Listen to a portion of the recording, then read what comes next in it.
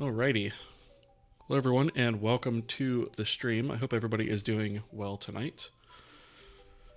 So, tonight we're going to pick up where we left off last night, but we are going to tackle or talk about something that's kind of come up a few times that I've kind of changed my mind on, actually, as of today, I think. So, we'll get to that, but before we do, I do want to just take a quick second and thank the supporters of the channel. Starting with our partners, who are the highest tier of subscription over on YouTube memberships and Patreon. They are Dustin Punt, Gabby Bashir, and Gerboles Inc. I would also like to thank all the other supporters listed here on the screen. They're a combination of the other tiers of support over on Patreon, YouTube memberships, and Twitch subscriptions. So thank you all very much for your support. It is greatly appreciated, and it helps me out a lot. I really appreciate it. So thank you very much.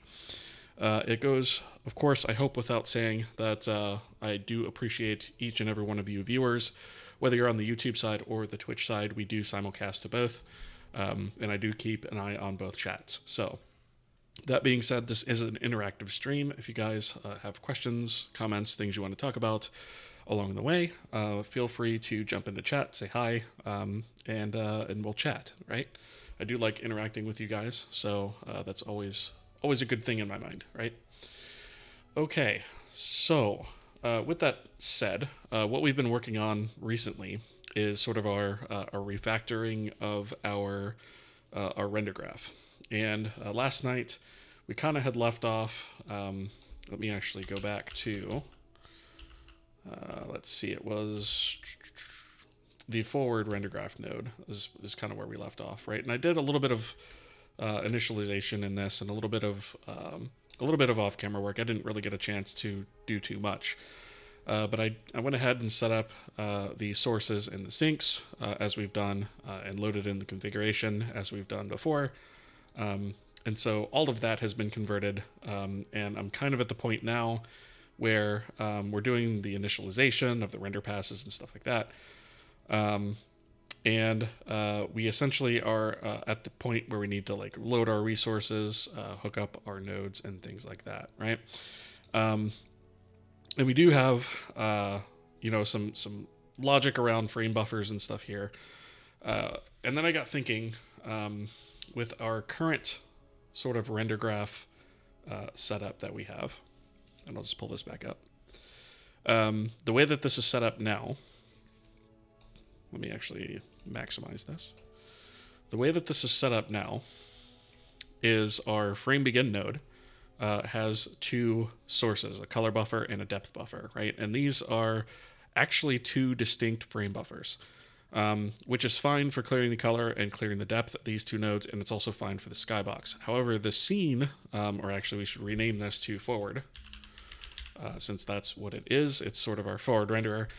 This is actually going to render to a combination of the color buffer and the depth buffer. And then it uses the shadow map, of course, as a sampled texture.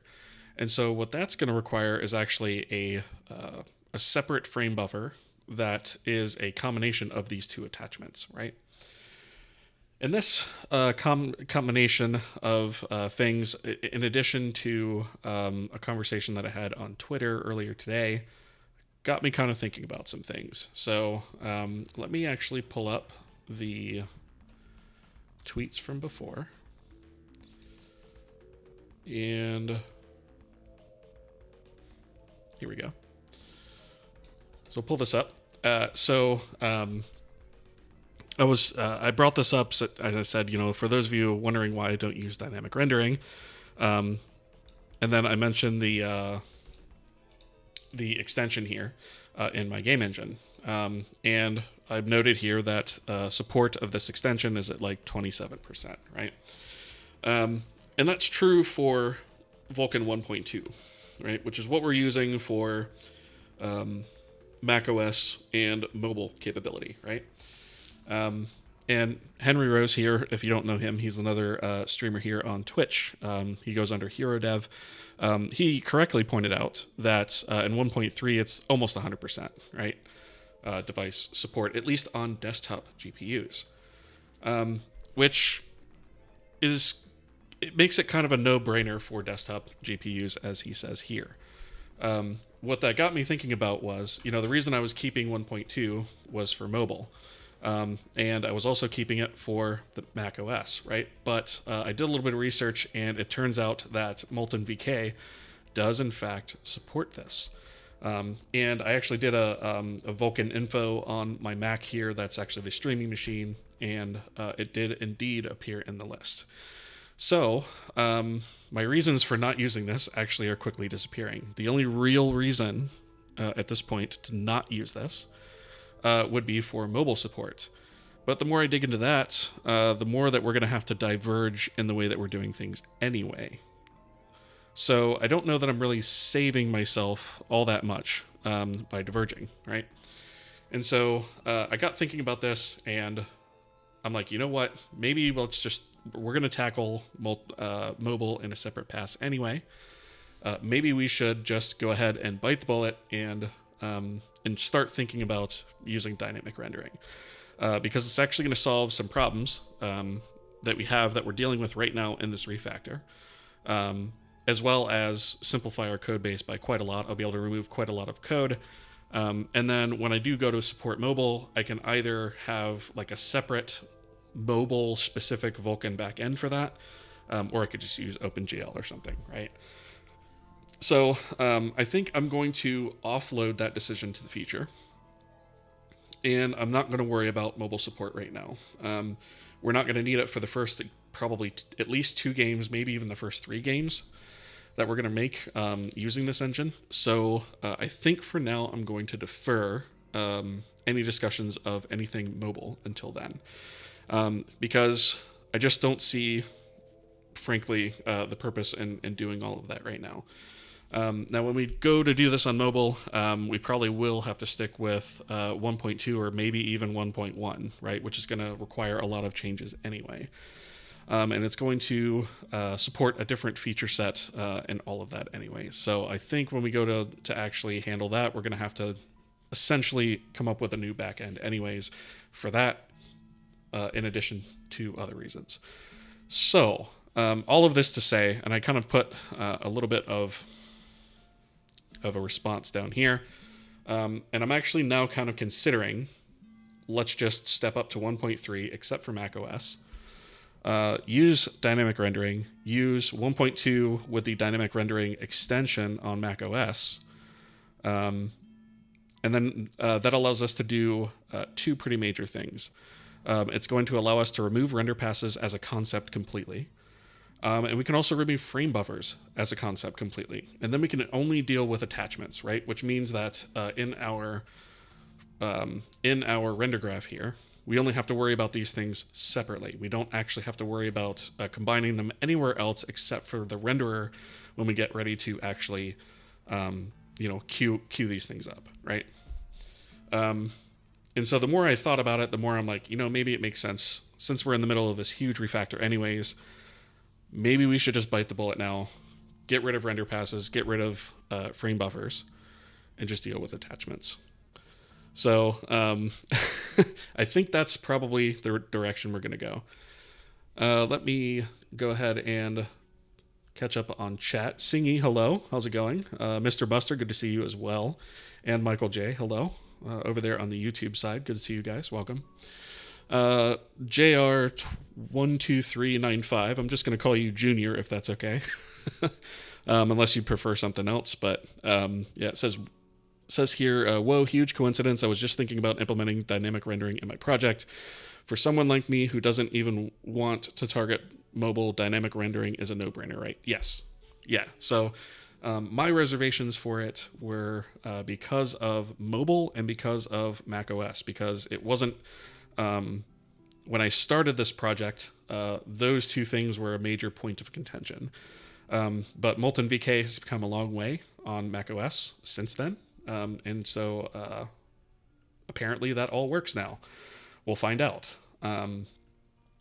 And so I think, if we take the idea of mobile and just kind of put it to the side, there's really no reason for us not to do it, right? Let's see. Is there any overhead with VK dynamic rendering? because you didn't find any information about it. So not that I have been able to tell as far as what I've read up on it.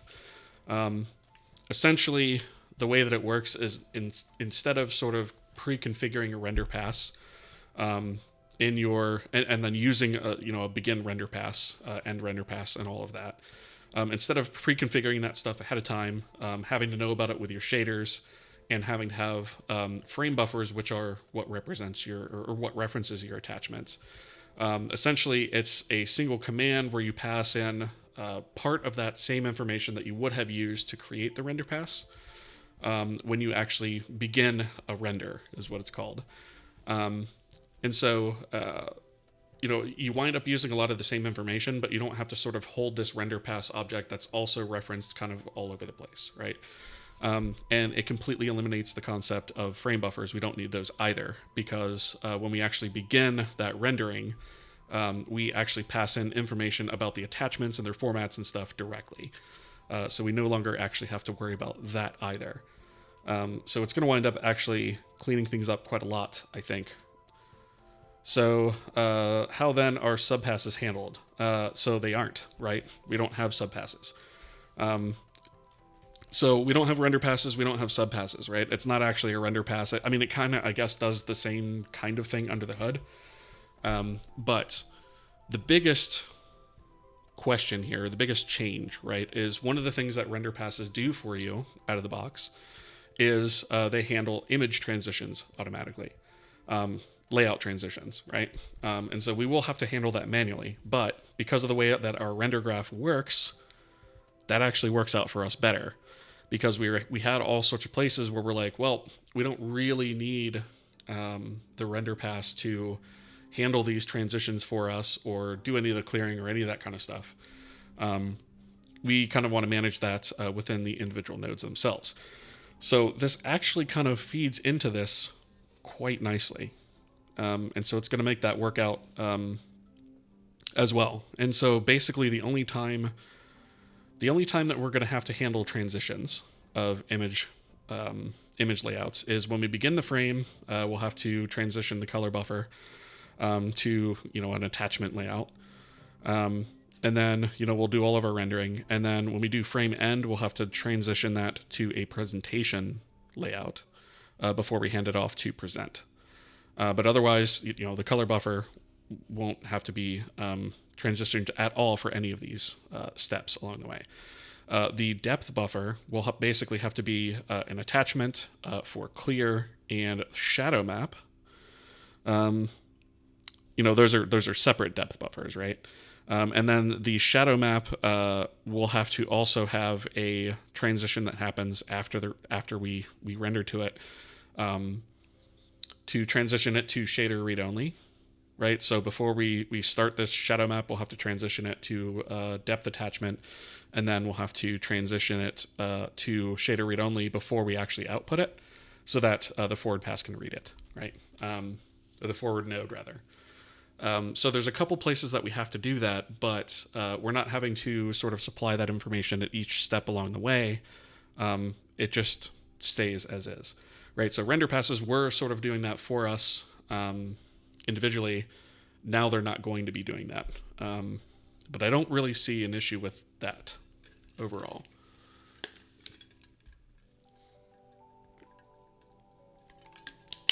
Okay. Let me check. All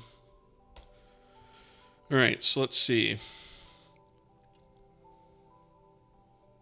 Not feeling great that I have no idea what you're talking about. No worries, Arbus. So we're talking about using dynamic rendering in Vulkan at the moment.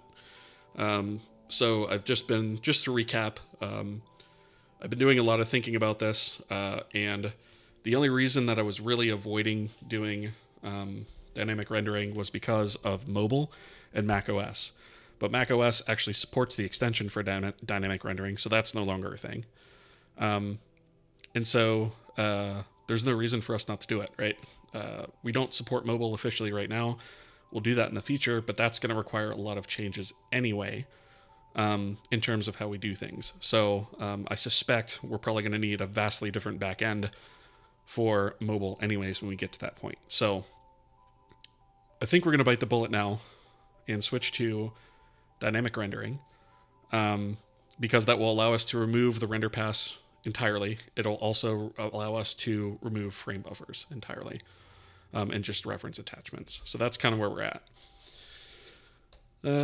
Coffee Lava, good to see you. How's it going, dude? Good to see you here. All right. Really looking forward to seeing your take on this. Awesome. Okay. Syncing is also a thing, yeah. So that's also going to be something that we have to handle, right? But I'm not too worried about that. I think we'll kind of figure that out along the way. He's cooking hard. Yeah, exactly. I need to pick up a book or something. The concepts going on here are escaping me. That's fair. I would say also do yourself a favor and start reading through the Vulkan spec. I know it's dry, I know it's long, I know it's complicated, but if you read through that thing a few times, it'll begin to click and make sense, right? Also, let's see. This Vulkan documentation, so docs.vulkan.org, has a lot of good stuff on here, right? So I was just doing a little bit of reading on dynamic rendering and all the stuff that we have to do. And it's actually not that long of a list, right? So this was kind of the way that you did it before, where you had a render pass begin info that you set up, and then you do a begin render pass, draw your scene, and then end the render pass, right? This is what we're doing now. And really what it's going to wind up being instead is we are going to use this begin rendering KHR, right? If we're using the extension. If we're not using the extension, the KHR won't be there. And then we basically set up our attachment info, right? Which we already have. We set up a render area, render info, layer count, and then attachment descriptions, and then we just call this guy, right? Passing the command buffer, and that's really all there is to it, right? So it simplifies this process, and actually makes it a little bit more in line. And we don't have to do this stuff. Instead of doing this stuff ahead of time, we just kind of do it in line. And then pipelines also get a lot simpler.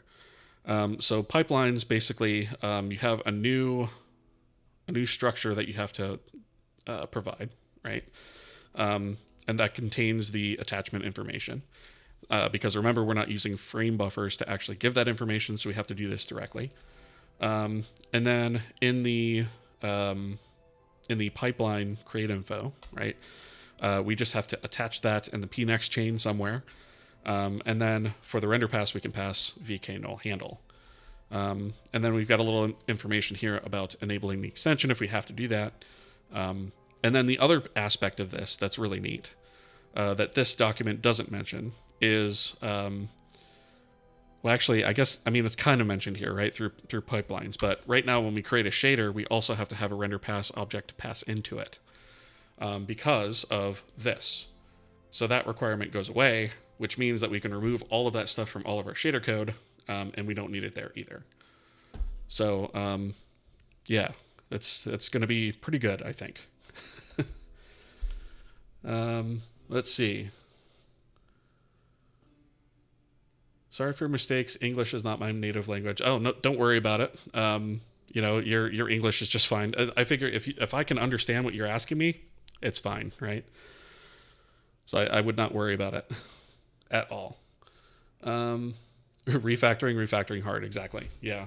And we're about to go harder on it, but that's what we do in these parts, right? If we didn't want to go hard, we wouldn't use Vulkan. Untitled Coder, good to see you. How's it going? What made you think to make a series on a game engine? So this actually, believe it or not, is not my first series on a game engine. I made a TypeScript game engine a few years back. Actually, I think that was like 5 years ago now. And I really wanted to... I've always kind of enjoyed making engines, and I noticed that there wasn't really anything out there that went all the way through taking you through all the steps of building an engine from scratch, right? There's lots of stuff that out there, lots of tutorials that tell you how to build a renderer, right? But not an entire engine. So I figured that was a niche that I could hook into, right? Okay, so with all of that, our refactor does get a little bit more complicated, or a little bit more. There's a little bit more stuff we have to do, but it's going to remove so much code that it's actually going to wind up simplifying the whole process, because we're going to be able to remove two major concepts, which I think is awesome.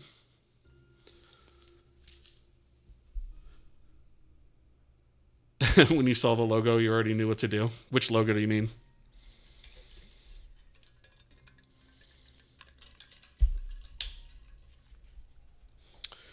All right. So, where do we begin? So this actually solves an immediate problem that we have, that I was actually just talking about, where we sort of have this as a frame buffer and this as a frame buffer, and then we also kind of need the combination of these two in a third frame buffer to render to it using this guy. So if we do dynamic rendering, we don't have to worry about that. The other cool thing is DirectX 12 defaults to not using render passes, which means that will be good as far as that's concerned too. Now, I can't speak for Metal, but I think if Metal does require something like that, I think we can abstract that into the renderer backend. Kohi engine. What editor is that? You talking about this one? This is NeoVim. Okay. Then came the Game Engine series. Wait, I think I missed something. Then came the Game Engine series with the Primal Engine, Jadeite, and Cyan Engine. Who was that from? Hello there, over on YouTube. Odd, I think your name is. How's it going? Welcome.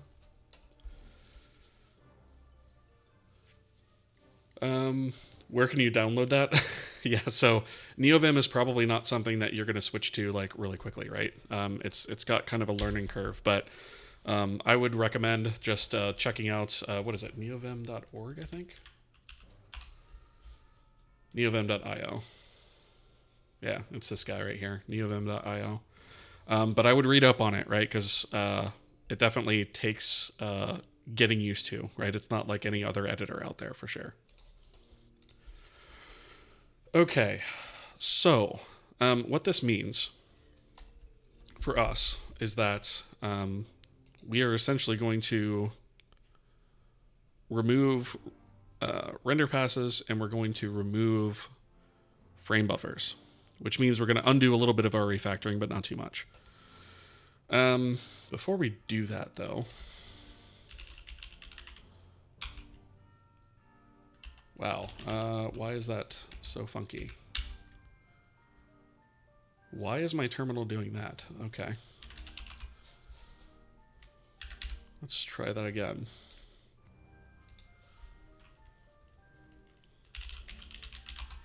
There we go. Okay, so I'm just going to commit the work that I've done now, just so that we have sort of a clean slate to start with. So I'll do this, git commit,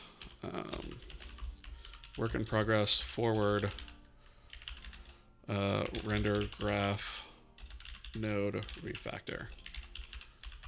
Right, and I'm just going to push that so that we have a clean slate to start on, right? So that way, this commit will basically be dedicated to our creation of, or not our creation, our switch to dynamic rendering. The other thing is, we sort of have this Vulkan pipeline C file. We have a couple of these things actually split out in the Vulkan plugin. So we have pipeline split out, and so I'm actually thinking, this is only 300 lines of code. So I may wind up actually taking Vulkan pipeline and moving that into the backend file. So it's all kind of with the other stuff, right? Because we're going to be removing a decent chunk of code out of here as well. So we may, in fact, I think I'm just going to go ahead and move that now. So we have Vulkan pipeline H, which really only has these couple of things. So we have pipeline create, and then pipeline destroy and pipeline bind. So let's go ahead and take this and go to this file, and I'm just going to drop these all the way down at the bottom. Okay. So let's see, Vulkan context. Do we not have... I guess we don't have that at this level, so we may have to modify those function signatures a bit. Vulkan pipeline config, because all this stuff is in Vulkan types, I believe. Let's see, and this doesn't actually include Vulkan. Let's see, do we actually need these prototypes is, I guess, the next question. Because really the pipeline doesn't have to be, like, that's totally internal to Vulkan. So we might not actually even need these. In fact, I'm going to just remove those. And instead, we're going to make them static. Did I just select the H file again? I did. There we go. Let's make these guys static. So here's the allocator. All right, so we'll put it like here. We actually don't need all this either.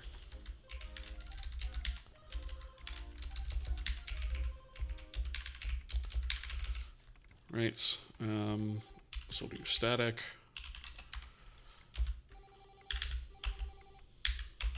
Oops.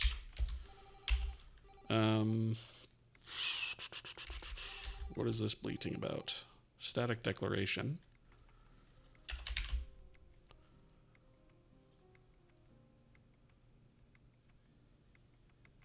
Follows non-static declaration. Oh, okay. All right. That's because we have Vulkan pipeline right there. That's going to go away. That should take care of that. It does. Okay. So let's go to pipeline.c, and I don't think we're going to need, I think all this stuff already exists in the pipeline, all those includes. So I think we can literally just grab all of this and come down here to, whoops. Let's grab this.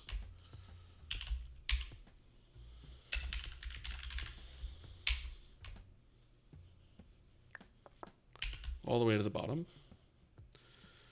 And we'll do down here with the other static stuff. Change these to static.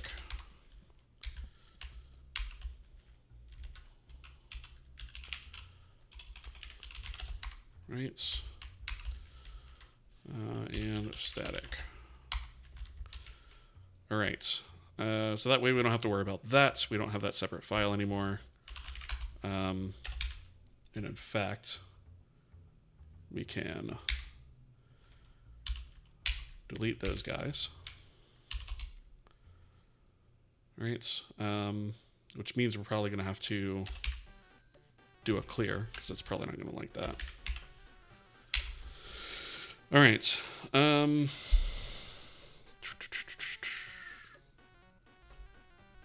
Let's talk about motions. Yeah, exactly. Yeah, Vim, like I said, Vim is it's a great thing, and I've gotten used to it. But it took me a good couple months to actually get used to using it. So yeah, part of the one of the memes for Vim is actually figuring out how to actually exit it. But yeah, let's see. The others I've mentioned are other game engine series going on right now. Oh, okay, all right. One of them calls his channel Game Engine Series. He used DirectX 12 and rendering for WPF handling, or WPF for his editor. Okay. I've actually used WPF for an editor once. That was an interesting experience. I'll leave it at interesting. What's your main OS? I am on Arch Linux right now. No, I did not say my TypeScript engine was the first game engine series. I said it was my first series. Yeah, it's definitely not the first out there, right? All right, we have ads.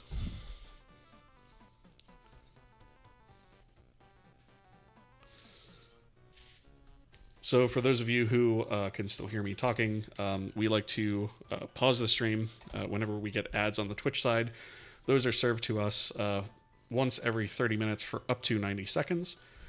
So we like to pause this because it is a programming stream, and you can't see or hear what's going on with a full screen ad going on, right? So just to sort of keep things level across the playing field, we like to stop the stream whenever ads come up. I know that ads work a little bit differently over on the YouTube side, but yeah. Let's see. Looking forward to seeing you create your editor from scratch. Yes, that is going to be very interesting. Because one of the things we're going to do is we're going to build a UI system, and then we're going to build a UI editor, and then we're going to use that UI editor to actually build the world editor. Without ImGUI or WPF. Exactly, yeah. We're going to roll all of our own custom controls. We already have a few rolled out, actually.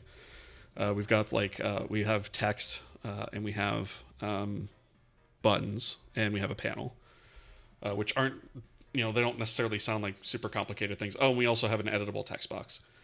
Those aren't terribly complicated things, but they do require quite a lot of work to get working right.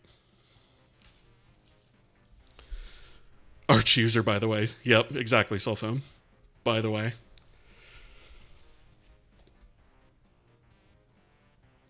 Labels, buttons, text boxes, and panels. Yep. Exactly. All right. So, ads are dead. So, we've got... we have the pipeline code moved.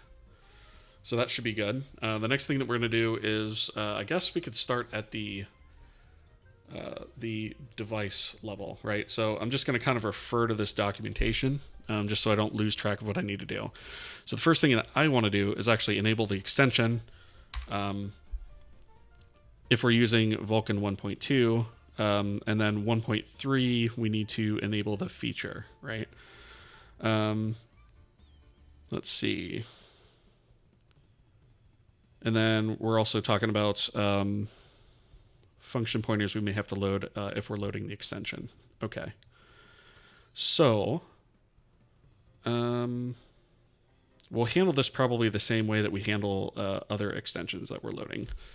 So let's go to device. And what do you mean Vulkan types not found?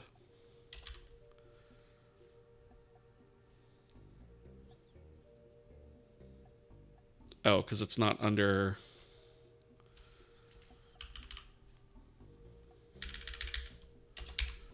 It's not under this anymore. It's just under that. That's why. Okay. Yeah, we haven't really touched this file since we kind of moved things around and started refactoring. All right, so... Let's see... Available extension count. Here we go. So there should be somewhere here. Here we go. Here's where we start loading our extensions. Okay.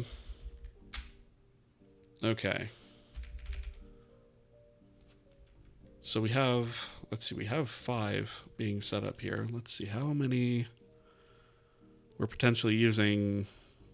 You know what, I'm just going to increment it by 1. And we will do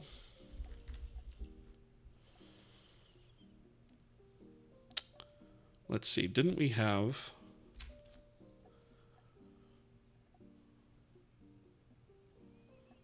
I thought we had something in here to query the version. I could have swore that we had that in here somewhere.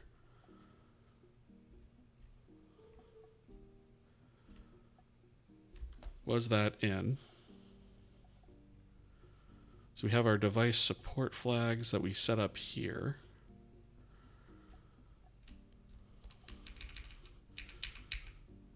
Did we have...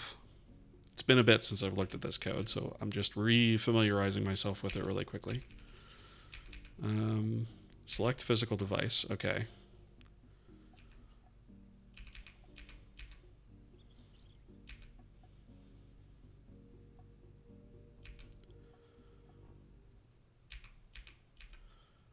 There's our version number right there.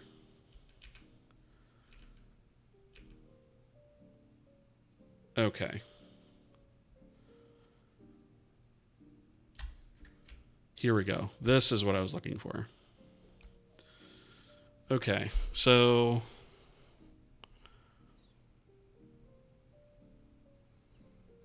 we probably need a new support flag that we can set.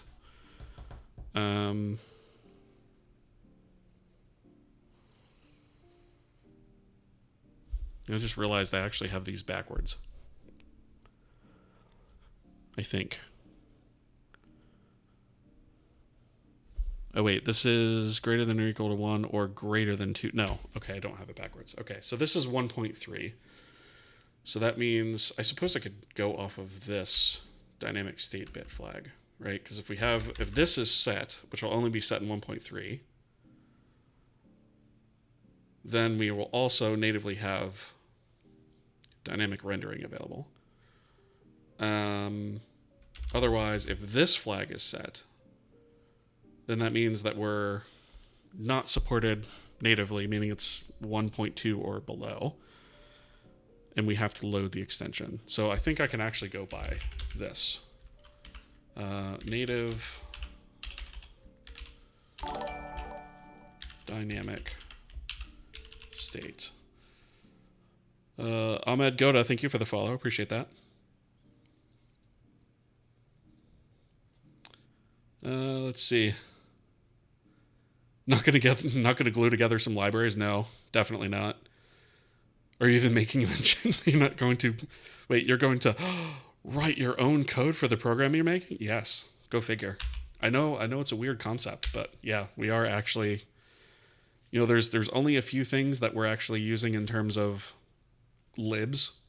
One to load fonts, one to load texture files, which is only temporary until we actually make our editor, and then I'm going to externalize all those tools. But yeah, otherwise we've written pretty much everything from scratch. All right, so we have...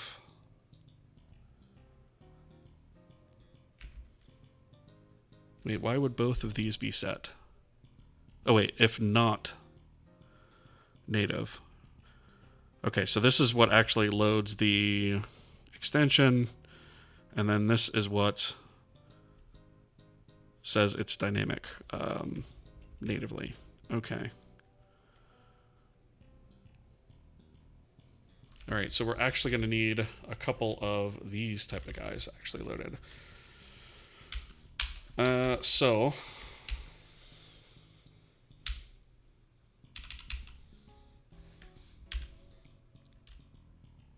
I think let's go to here and let's see, what functions do we need to load? We need this guy.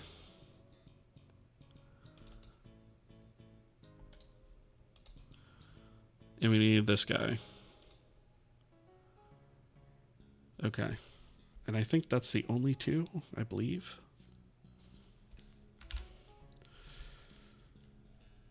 So let's see.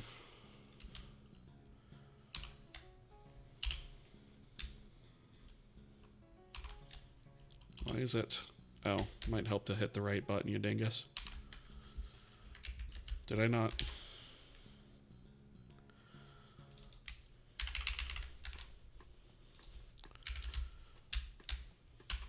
There we go. All right. So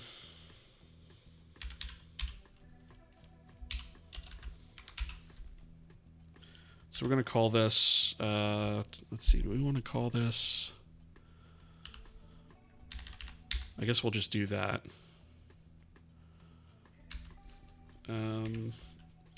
So we need a begin rendering, and I think it's end rendering. End rendering, yeah. So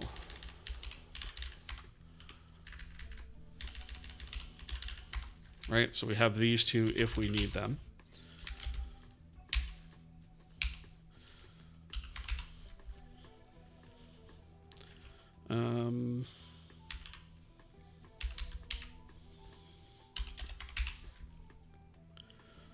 Right, so we'll swap these two.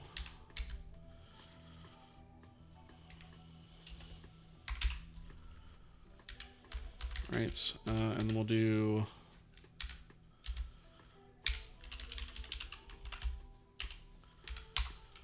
that, and then say it equals cast to that type equals, and then we'll just do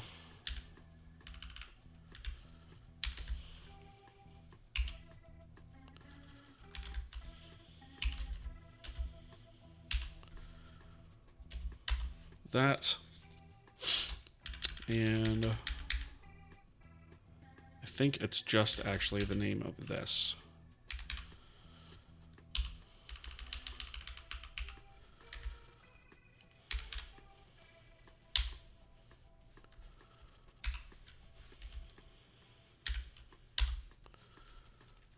And this one's going to be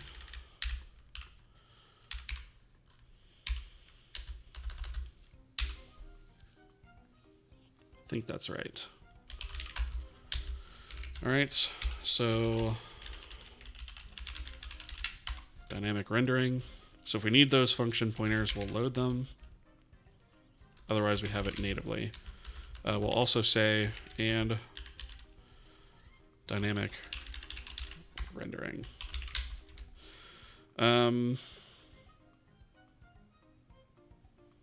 Okay, was there anything else?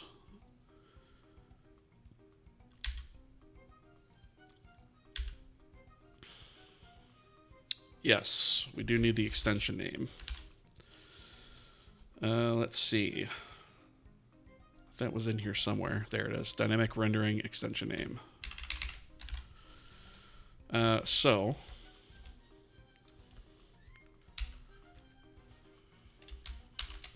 we have that in there, and we'll do extension names, ext, idx. And we'll set that idx++. So we'll add that extension in there.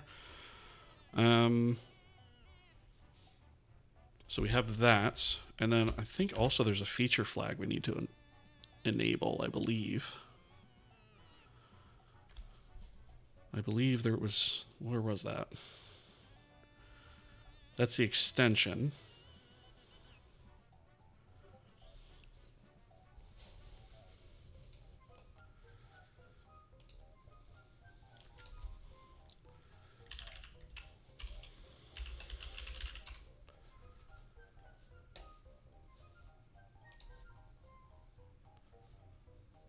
Okay.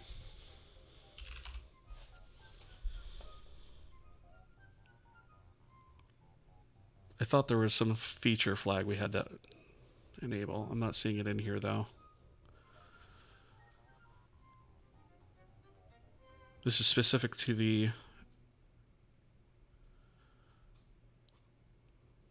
Where was that? This. Dynamic rendering. So this gets handed off to the device creation, I believe. Physical device creation. I'm just going to copy this block. I'm not going to be able to use it as is, but when we go to create the device, we're going to need that. So let's see. I guess that's going to have to be here.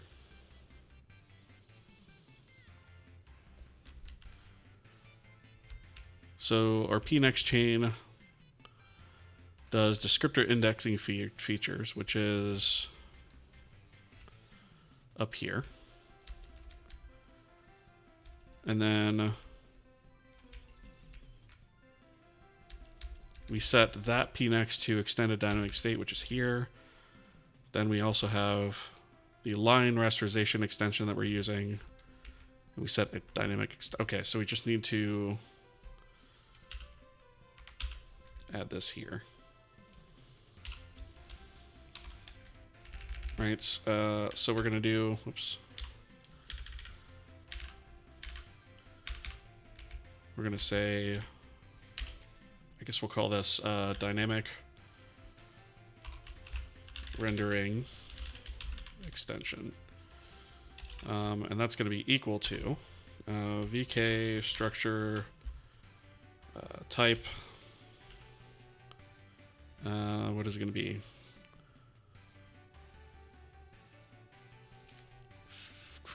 Physical device dynamic rendering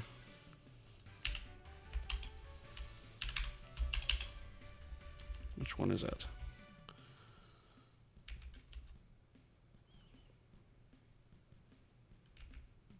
Extended dynamic rendering?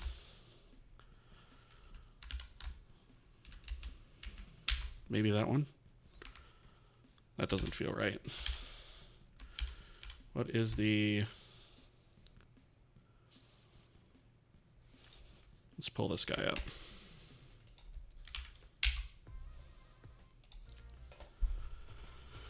Where is the structure type for this? There it is. All right, so we need that. So that's our S type. And then we need to get rid of this. And we can say dynamic rendering extension, dynamic rendering equals true. And then we'll set extended dynamic state. Or wait, no, it's going to be line rasterization. Line rasterization extension pnext equals the address of dynamic rendering extension. There. Okay.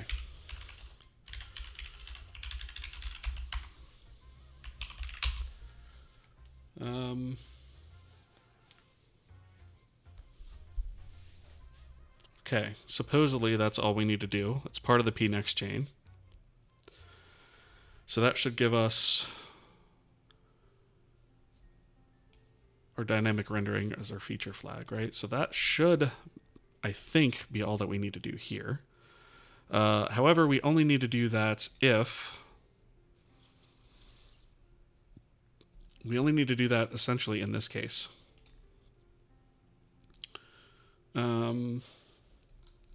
Oh wait, no, we need to do that regardless, actually.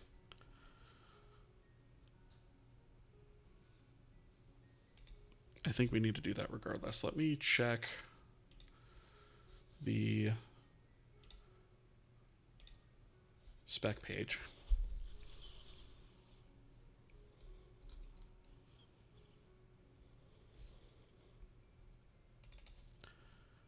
So this is not KHR if we're using 1.3.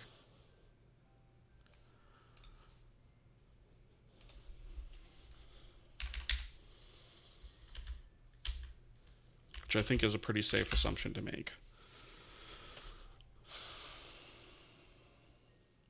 Okay. That all makes sense to me. All right, so let me check chat real quick. Yak and Shears, how's it going? What are we working on today? Is this still the same graph refactor from yesterday? So yes, but we also are taking a small detour, and we're implementing dynamic rendering in Vulkan, which will allow us to remove our render pass and frame buffer objects, which will make the whole process of our refactor a lot simpler and cleaner.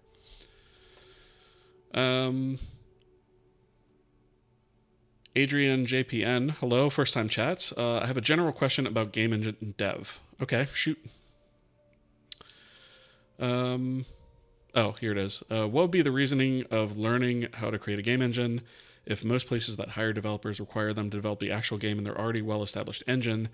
Is the developer making changes to the engine as well as developing the game at the same time? So, depends on the studio, depends on what engine they're using. A lot of times you will have sort of generalists that work in the engine and work on games at the same time. I know that was my experience at the studio I was at.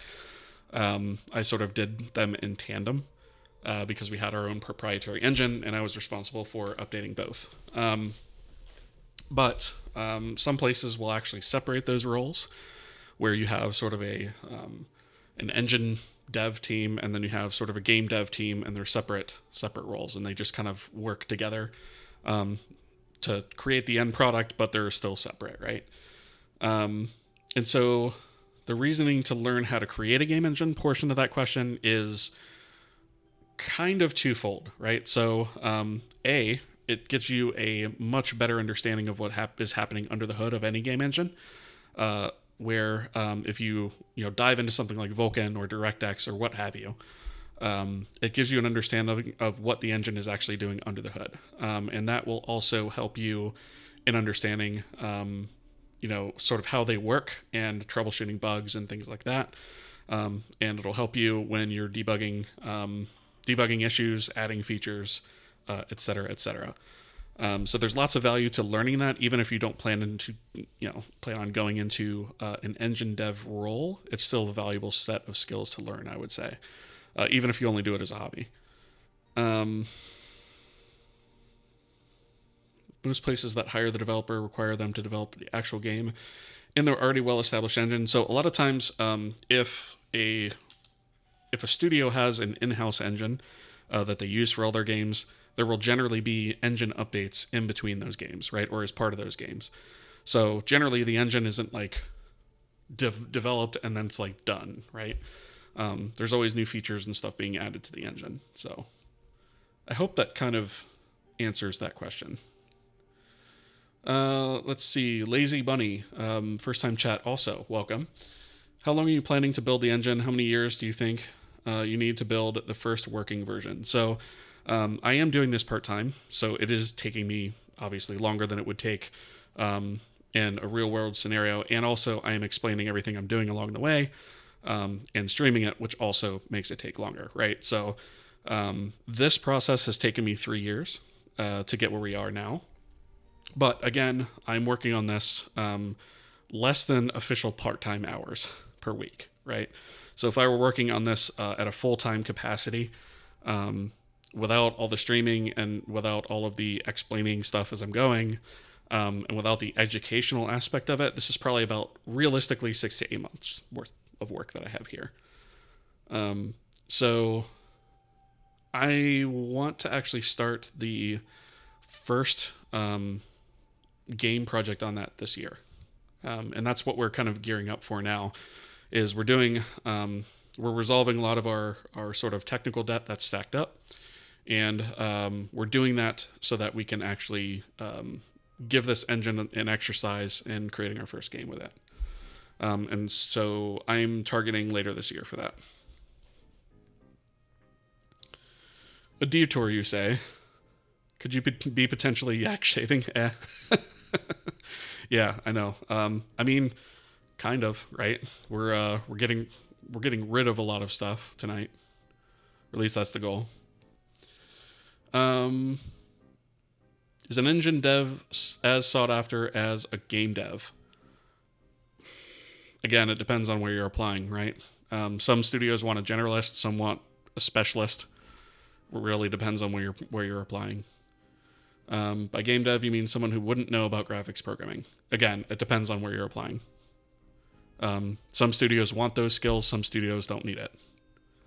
I would say that having those skills is never going to disqualify you, though, right?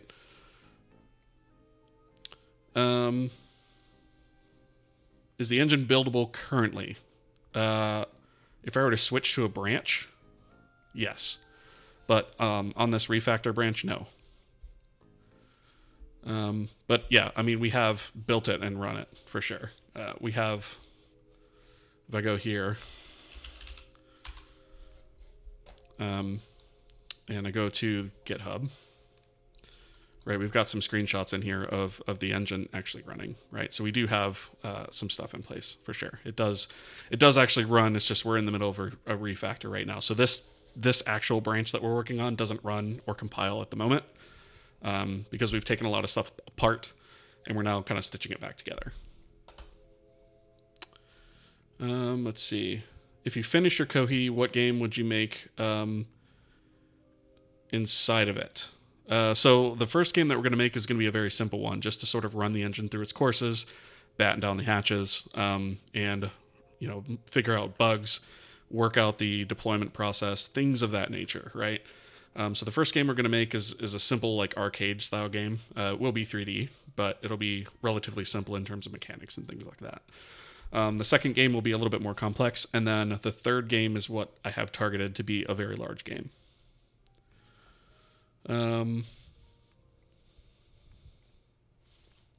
Red Zone, how's it going? Good to see you. Are you planning on having an editor for the engine? Yes. Not before the first game, but probably after it. Thanks, clears up a lot. All right, perfect, cool. How similar is kohi to any engine? I would say it's not similar to any engine out there at the moment. When you write multiple engines, do you usually reuse the core of it? I have done in the past, yes. Or at least I've extracted parts and pieces of it and reused those, like the logging system, the file system, things like that.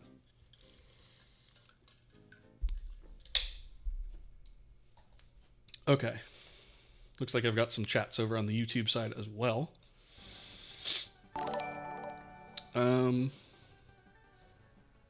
Adrian, thank you for the follow. Let's see. What are you thinking for the map editor? Something like Trench Broom or Hammer? Maybe. I'm thinking more of something like a world editor, kind of like what Torque 3D kind of had, where you could actually edit it in the game while it's running. We'll have that, but we'll also have, sort of a standalone editor as well, similar to, what Unreal or Unity have, at least in concept, right? Let's see. Did you plan to add a scripting language to kohi? Not at the moment, but I'm thinking about it. And if I do, it will be as a plugin, not as part of the core. How do you pass descriptor buffers data from CPU to GPU? Because in my project, I just memcopy CPU memory to GPU every frame with all memory, even if nothing changes. Yeah, you don't need to do that. You don't need to do that, right? You could track dirty flags and just upload as you need, right? So I set up all of my my uniforms, for example. I set them up to basically just copy as one block of memory all at once, if I update it, right? Joe Nanzo, hello, how's it going? Do you plan to add Metal API support? Yes, we do. And welcome as well, Luke. Yeah, we are going to do that so that we have native Metal support on macOS.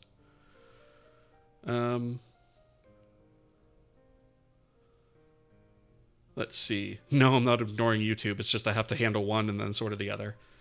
Singy, will we have skeletal animation in the first game? I haven't decided yet. I technically probably don't need it, but we are going to have to add that at some point. Yeah.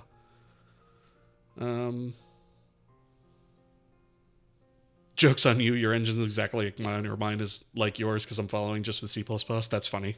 Yeah, I suppose that's a good argument, right? Yeah, the good old days of Torque. Yep, exactly. Yeah, I thought that Torque did a lot of things right. Did a lot of things wrong too, but there were several things that it did right, and I think the editor was one of them. Okay. Do I listen to music when I work? Sometimes I do, unless I'm really having to concentrate. Then sometimes not.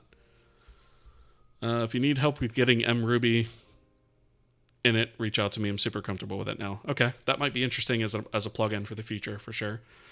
I'm probably not going to do a scripting language until at least 1.0, simply because I want to get the runtime sort of locked down before we start actually scripting against it, right? But yeah, I will definitely bear that in mind, and I appreciate that. Thank you. Will there be a legacy OpenGL backend? That's a possibility. I don't know 100% yet. We have ads. So for those of you on the YouTube side or on the Twitch side that can still hear me, I'd like to pause the stream whenever Twitch ads come up, which is once every 30 minutes for 90 seconds, or up to 90 seconds, so that nobody misses any content, right? Because this is a programming stream, there's lots of content. It's pretty dense stuff sometimes. And if you can't see or hear what's going on because of a full screen ad, that kind of sucks, right? So I like to just pause the stream, and then we'll resume. We have a timer up there on the screen so that you guys know exactly when it's coming back. And I would suggest hydrating as well.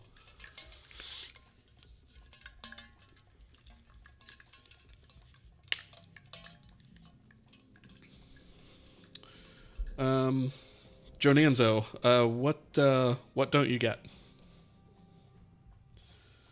Let's see. Why C over C++?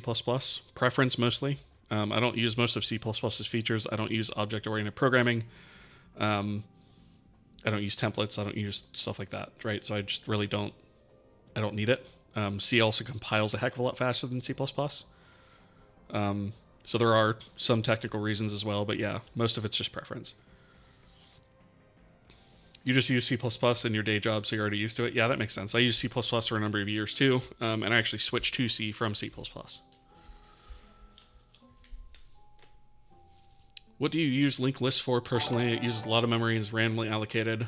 So I would use a static array instead and have a number for the active population and defrag occasionally. I only use linked lists in a couple of places. We actually use it in our dependency graph for our render graph. And we use it in our free list for our memory allocator. But that's internally uses an array of structures essentially. So it just kind of pulls from one of that, so we don't really have defragmenting to worry about there. Doesn't have to be totally randomly allocated. You can allocate nodes out of an arena to get better locality. Exactly, and that's what we do. Yep. Okay. So, tend to use classes as fancy structures and std vectors and map. Otherwise, you tend to use the C API. Yeah, that's fair enough. Okay. I should probably get back to coding. Let's see. So we've turned on this. We need to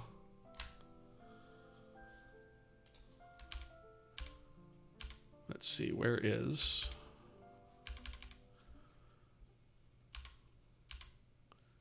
my dang tab go? Here it is. So let me get rid of this and get rid of this. All right, so we've done this portion. So the next thing that we need to do is start actually ripping out render pass stuff and frame buffer stuff, because we don't actually need that stuff anymore. So now that we have that, let's go to the Vulkan backend, and I guess we'll just do. Right, so we have this render pass begin, render pass end, render pass destroy, render pass create. So I guess if we remove render passes first and remove the structure for render passes, then I think what we can do is go through and remove anywhere that actually breaks.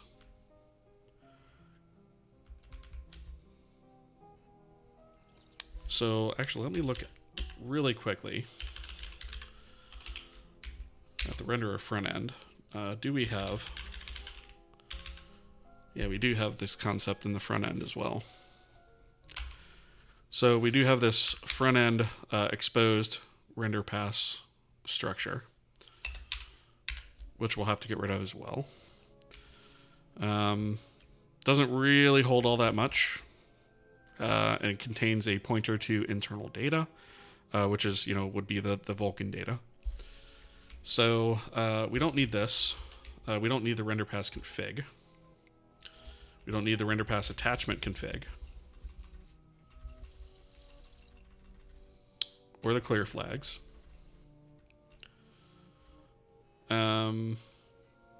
We also don't need the frame buffer internal data, frame buffer config, frame buffer attachment config. Which I realize some of that stuff is stuff we just added, but... Alright, there are a couple of these things, so I'm going to leave these render attachment stuff, because those are sort of not specific, right? So we can keep those, but the frame buffer stuff...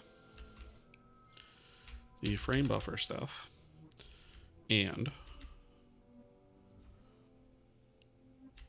the render pass stuff we're going to remove out of render types, which should just be to there, right? So we'll remove that. We'll do front end, right? All these render pass things here. Begin, end.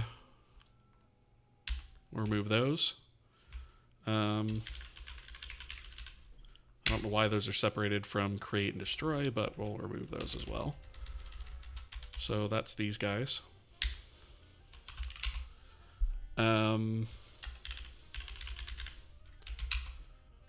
So we'll need begin and end here to be removed, and then destroy and create need to be removed. Right, so we'll get rid of those. Also,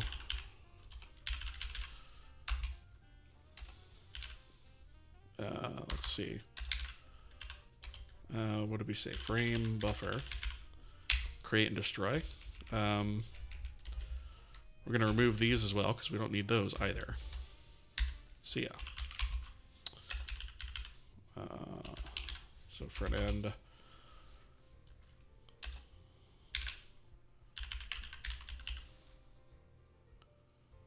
Let's see. So we have frame buffer lookup and all this other stuff, actually.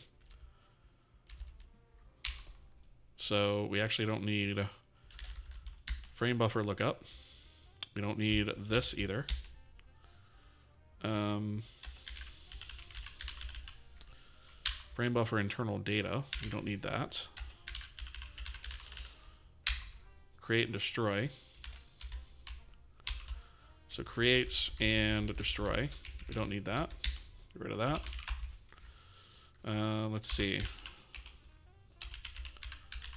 I feel like there was some stuff in here that we need to remove. On window created. So here is the frame buffer stuff that we no longer need. So that goes with the window. The Windows renderer state still has the actual color buffer texture, which is fine. So we can actually kill both of those because the window actually has what it needs. All right. So we do say frame buffer handle here. This is no longer going to be, let's see, state textures.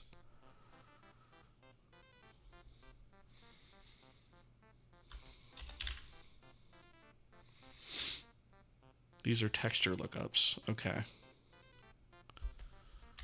So I guess... How did we handle this? Because this is actually done...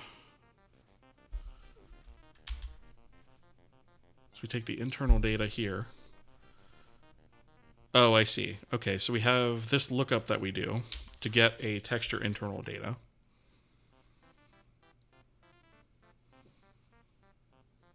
So actually, it's really just a texture handle. It's not even a frame buffer handle, right? Because I think, right, when we do texture resources gets, oh, this returns a pointer. It does not, let's see. No, that's the get. Release, we need acquire, right?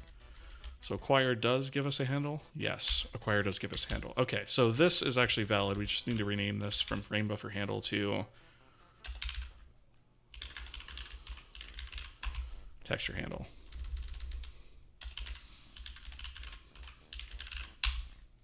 Right?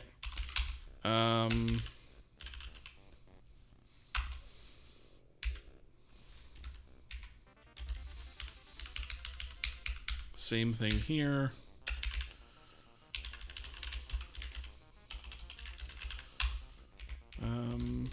Let's just do this.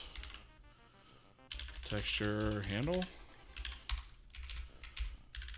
And we'll just replace that one and this one. All right.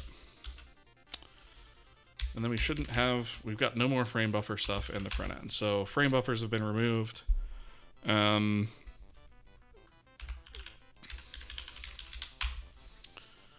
We do have some render pass stuff. So when we create a shader, that also required a render pass because Vulkan pipelines required a render pass, unless we're using dynamic rendering.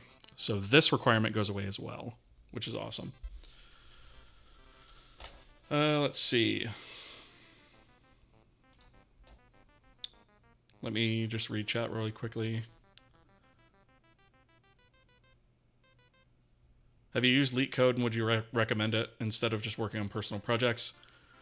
So LeetCode is all well and good, right? But the issue that I have with that is like the stuff that you practice on there is like almost never actually used in a day-to-day job environment, right? It's stuff you would maybe need to know for like a technical interview, but it's not like practical stuff that you're going to be doing every day at work, right? At least in my experience. So take that for what you will. But yeah, I've never really invested all that much time in it. I found that personal projects generally get you a little bit further. Let's see. Really enjoying the stream. Just don't join the Discord. Thank you for that. Welcome. Let's see. What features is your engine missing for you to start developing the first game? So, missing.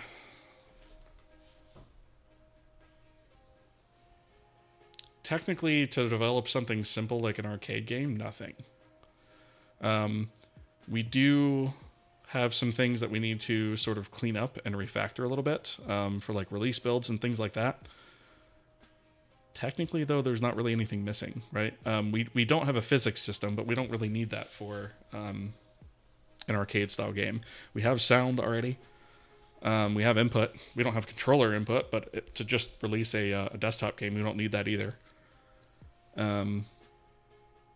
Yeah, so I guess that's really it, right? You need render passes if you plan to support multiple, as the dynamic state extension is not supported on Android or Molten VK. Yes, so that was one of the first talking points that we actually discussed at the very beginning of the stream when I was bringing this up. So first off, the dynamic rendering is supported on a Molten VK, right? I actually found the extension. I ran it on the Mac M1 that I have here, and did find that earlier. So, and looking at it, Molten VK does actually support that. So I'm good as far as that goes. But to your point about mobile, you're absolutely right. It is not supported there. However, it's going to be a while before we actually support mobile. And I think the way that I'm going to handle this is, mobile requires enough of a different rendering setup in Vulkan that it's probably just going to be something that I'm going to have to almost create like a separate back end for it, just because of the way that it works, right? And so I'm putting off mobile support for a bit. It wasn't something that was in the initial cards anyway. It was something that I wanted to add at some point. And so the way that I'm going to tackle that is when I get to the point where I want to actually support mobile, the concept of the render pass will still be abstracted to the Vulkan backend, and we will essentially handle the render pass completely within the renderer backend and not expose it to the rest of the application at all. And when we go to create shaders and frame buffers, things like that, all of that logic that requires that render pass will all just be in the backend. I don't want that stuff exposed to the rest of the engine because like DirectX doesn't require it, for example. So yeah, that's kind of the plan there. Did you know that in your YouTube videos where you were adding commits for the videos where you're creating your shader modules for the first time, a lot of those commits don't match? That's probably true because those are really old and the repos changed a couple of times since then. So yeah, that's a good point. I actually stopped putting the commits at one point just because it was too much to manage. But I mean, all the commit history is there. So you may have to search for it in the repo, but it is all there. I don't know Java. Can I port my engine to Android without Java coding? I mean, there is the native C++ API that you can use on Android. I know they suggest that you don't use it. I don't know what the reason behind that is. I've never used it. The only Android apps that I've ever written were all Java powered. But you could also use Kotlin, I guess, is the other thing that they're kind of pushing these days instead of Java. So you could use Kotlin as well. But again, I can't really speak to that because I've not used it. Started using your NeoVim config is the easiest one I ever used. Just paste the OP is just the pace OP is a little bit slow. Love your work. Awesome. Well, I'm glad that's worked out for you well. I really like it. I'm happy with it. I've tweaked it a lot over the last couple of years, and I'm pretty happy with it. So I'm glad you like it. How do you open a file in NeoVim? Yeah, you run nvim file.txt, or you could do, like down here, you can just do like E and then, file name, right? You can open it that way. Or I actually have a fuzzy finder installed where I can hit space FF and open a file like that. So I can like fuzzy find a file. So if I wanted, Vulkan, I could start typing it and it gives me a list that I can choose from, right? Yeah, and then Q to leave, exactly. Yep. Okay. So, yes, we are going to remove the render pass from here because we no longer need that.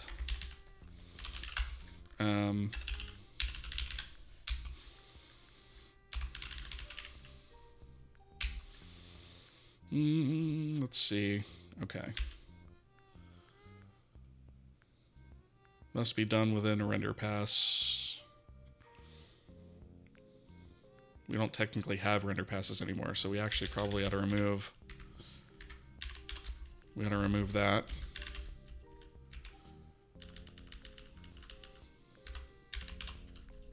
All right, we'll remove that.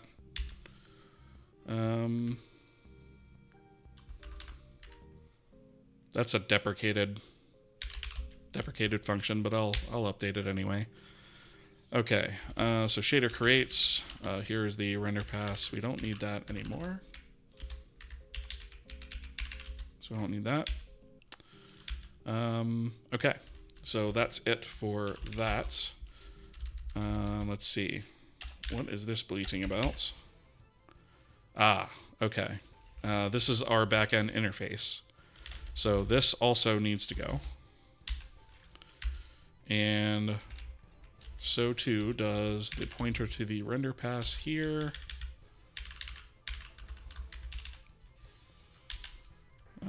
And then we also have the render pass create and destroy. Those can go. As can, again, these comments.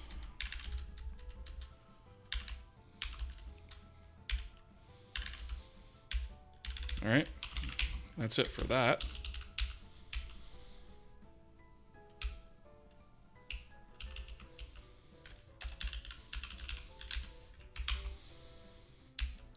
All right, so we've removed it completely from the front end.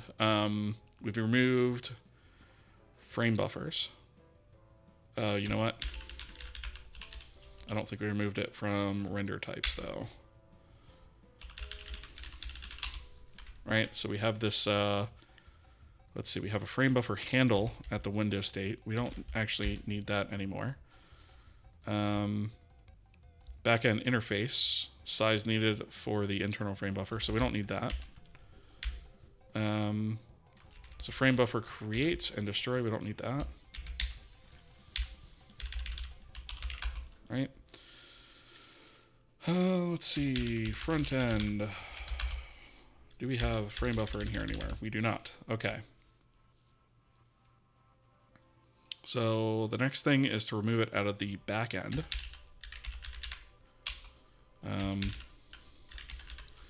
Start with the H file.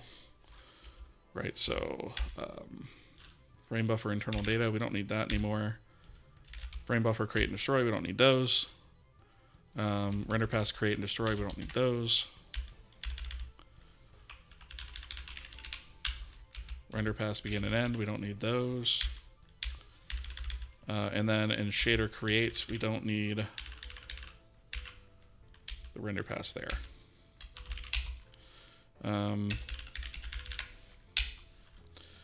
So let's do frame buffer here. So we have Vulkan renderer frame buffer creates. That goes bye-bye as well as destroy. This set goes bye-bye. Window resize, update the frame buffer size generation. I don't remember if I need that yet. That generation might come in handy. I might rename it, but I'm going to leave it for now. Check if the frame buffer has been resized. Yeah, so this is the resize counter. So we do need to keep that. Again, we'll probably be renaming that. Okay, render pass begin. So this guy can go away, as well as render pass end. Don't need that.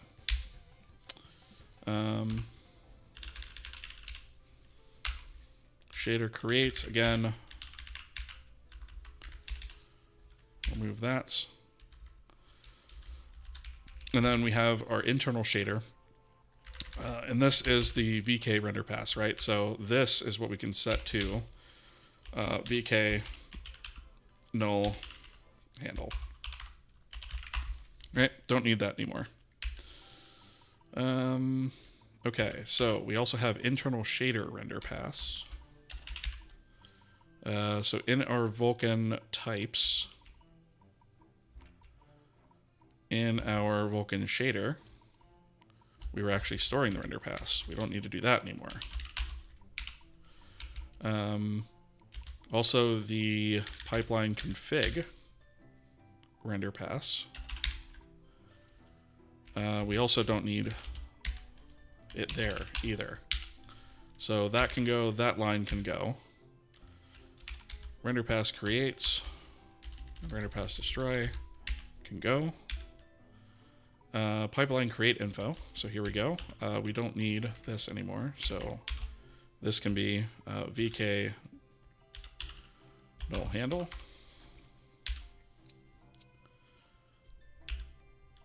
All right, and let's just do one more check on frame buffer.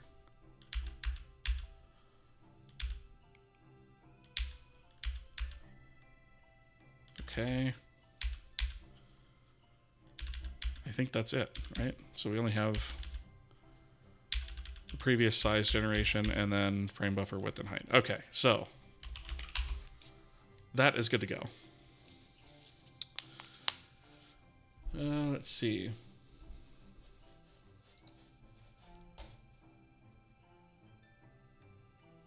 You're writing a UI library in C, cross GUI. Nice. Okay, that's pretty cool. Do you use the same keyboard at work? Me, no, so it's confusing. I do, actually. Yeah. So it's the... I'm using the... I'll have to unplug it for a second, I guess. I'm using the Keychron K2 keyboard right there. It's a 65% keyboard. And I love it. Absolute awesome keyboard. Leader FB, yes. That's another one. I use that as well. Yep. Have I seen Ryan Fleury's blog about UI programming? I have. It's pretty informative. Yep.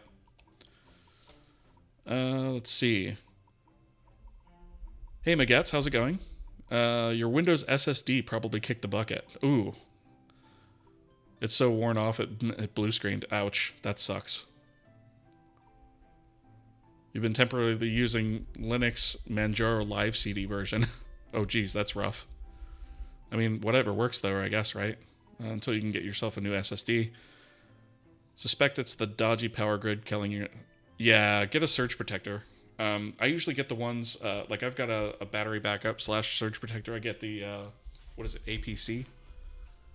And I've been using them for probably 20 years, and they're really good at preventing that kind of crap, for sure.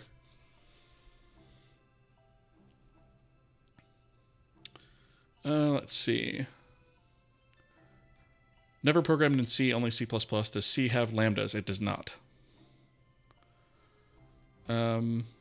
All right. So, I believe that is everything removed in terms of render passes and frame buffers, I think. I think that's everything. I do need... Oh, you know what? It's not everything. I need to go into... Wait, we already moved pipeline stuff, right? So I must have already...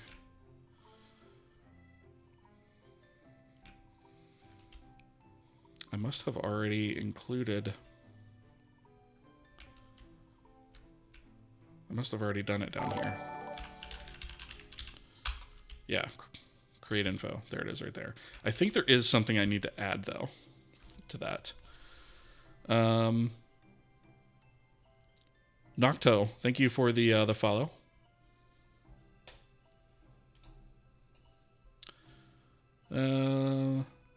C is like a 70s Soviet Union made Lada car. It does the most basic stuff, and all the comfy stuff is just screaming of absence. I mean, I suppose that's fair. Although, the difference between a Lada and C is actually C works. So there is that. You don't need lambdas usually. Yep, I agree. I work just fine without them, and I never really use them in C++ either. Most features, you feel that most features in C++ are syntactic sugar. Absolutely. Yep. I agree. Fully agree, actually. All right, so let's take a look at... Where is my... Here we go. So we have... this is the begin rendering and the end rendering. And I think that's actually all we need to set up is a way to sort of begin and end. So let's take a look at the requirements of that and figure out how we actually want to handle that.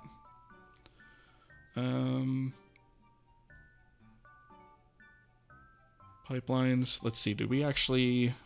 Oh, there is something I have to do for pipelines. I thought so. I thought there might have been.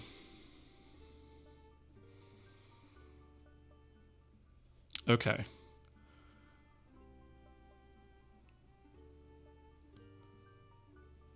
So we have to add something into the pnext structure, right? We basically have to add this guy into the pnext structure of our pipeline.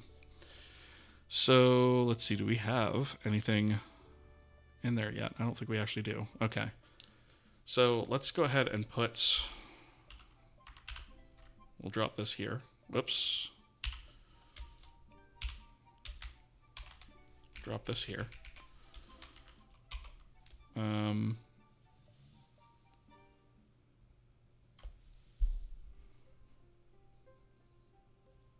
Now they call this pipeline rendering create, and they call this pipeline create. So I'm actually going to rename this.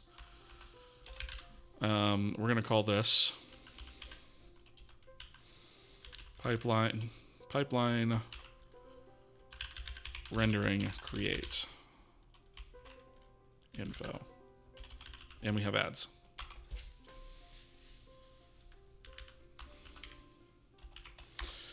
So we'll go ahead and pause the stream real quick, and then we'll pick that up on the other side. I'm just going to type out something here so I don't forget to actually do it. And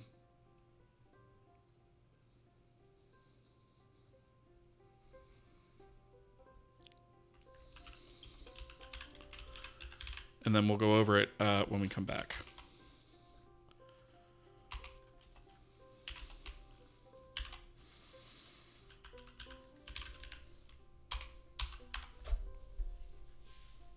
So we've got about 50 seconds left on ads.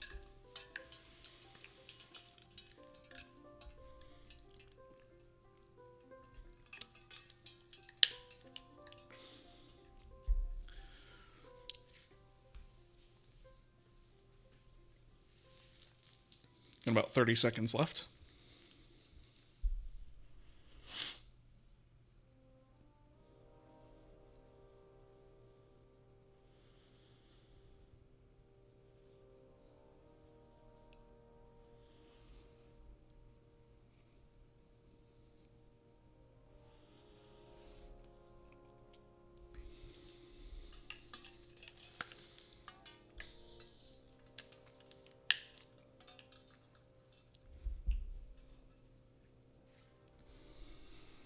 All right, ads are dead. Used a lot of GCC's nested functions when I could, only for code locality convenience. C++ lambdas suck. I tend to agree. Yeah. If nested functions were available outside of just like a GCC extension type of thing, I would probably use them too, to be honest. Mainly switched because C compile time is so fast, it almost feels like scripting. Exactly. Yeah, that's one of the things I really love about C, is because it's so much simpler, it compiles fast as hell. As for a product from the Soviet Union, these old Lauda cars were actually quite trustworthy vehicles. Need to go on a road trip and negative 30 C temperature, no problem. That's true. That's true enough, I suppose.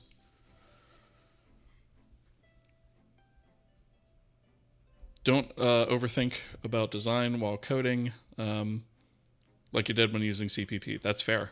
Yep. C doesn't lend itself quite as well to abstraction, right? All right, so this is... I'll just tag that as dynamic rendering. This should be rendering create info. Okay. So let me scroll this up so you guys can see it a little bit better. So this is our pipeline create info. So we've nulled out our render pass here, and then we're adding this dynamic rendering bit here. So this is where we're going to add our attachments. And of course this is hard coded, so we need to actually figure that out. But we should actually have all of that information here, because I believe we did that for our create layout info, right? So if we do, let's see. I think all we need to do is just reuse the information that's here. So we have color blend attachment state. Oh, that's the blending. Okay. Let's see. Where is the attachment stuff? We might not actually have it because it used the render pass. I think it retrieved that from the render pass. So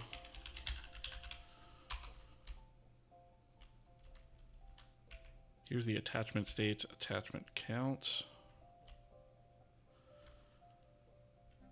dynamic state if supported.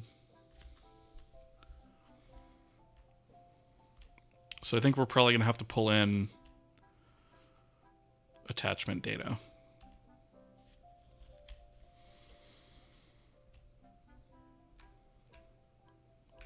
So, because I don't think the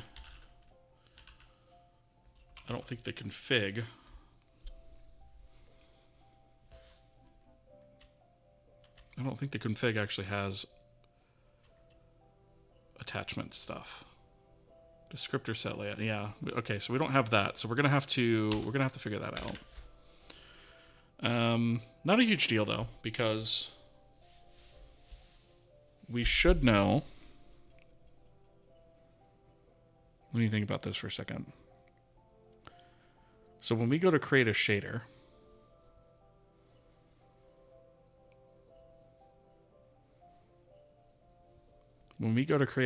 we should know what we're rendering to at the time of shader creation, right? Like we know if we're going to be rendering to a depth attachment, or we know if we're going to be rendering to a color attachment, or both, based on the shader, right? So I should probably change this to VK null handle. So we're going to have to do that. So I'm going to put a to-do here. If I can spell it right. And we're just going to say read in attachment formats from config.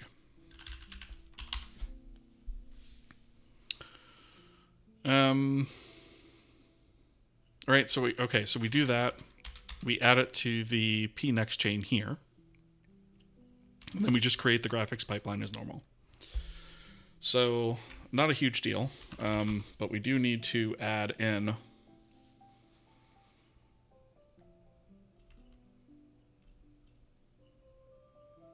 so we can safely use like our depth attachment format and our stencil attachment format. Let's see, what all is in this? Pipeline, rendering, create info.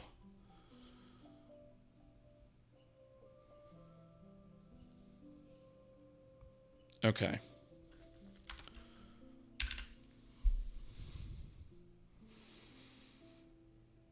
So really, this is going to be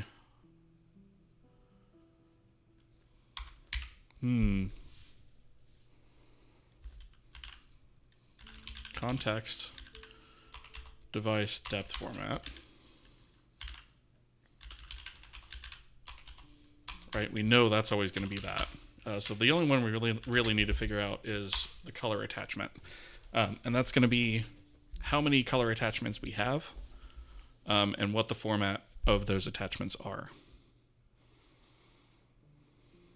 And then I guess the rendering create info, I don't know if we should not set this. If we don't have a depth attachment like actually attached to it or not.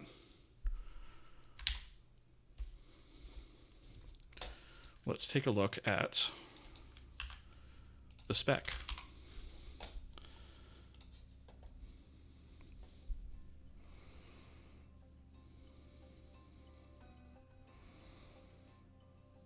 Defining the depth attachment used in this pipeline. Okay, so if we search a little bit further, the pipeline is created without a VK render pass. If the P next chain includes this structure, it specifies a view mask and a format of attachments used for rendering.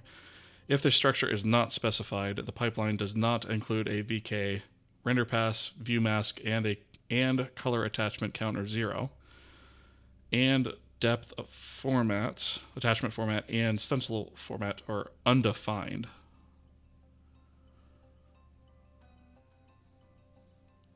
Wait. That's an awkward sentence. Let me reread that. So if the structure is not specified and the pipeline does not include a VK render pass, then it's saying all of these. So these are 0 and this is undefined. Okay. If a graphics pipeline is created with a valid VK render pass, parameters of this structure are ignored. Okay, so that's not the case. If depth attachment format, stencil attachment format, or any element of color attachment formats is undefined, it indicates that the corresponding attachment is unused within the render pass.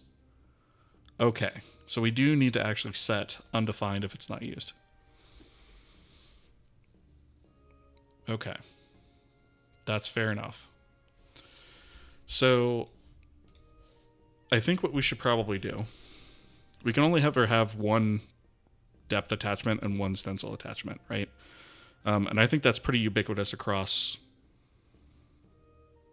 any graphics API, right? I can't imagine why you would have more than one of either of those things, and the API doesn't even allow it here. But you can have more than one color attachment. So the way that I'm thinking of it is to our pipeline config, and ultimately our shader config further up than that. All we really need to do is provide an attachment. I suppose we could provide the attachment handle, right, or the texture handle from when we get the resources for the texture. We could use that handle to look up the internal texture data, and at that point we would say, okay, for the internal data, we could just pull the format for that because we actually store that along with the Vulkan image. To illustrate what I'm talking about, if we take a look at Vulkan image, actually I think that's in Vulkan types is where that's defined. So if we take a look at a Vulkan image, like this is the sort of internal structure that we use to define images, right? And so we store the image itself, the memory, the view, layer views if it's a layered one, but we also do have the format here. So what I'm thinking is we have in our shader configuration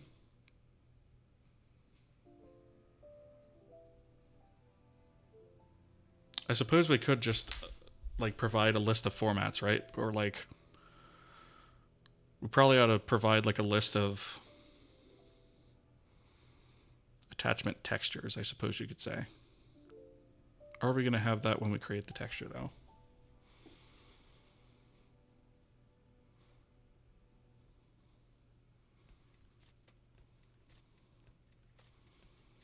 So it's still kind of got this weird association with render pass-esque data, even though we're not actually using the render pass. So that's not great.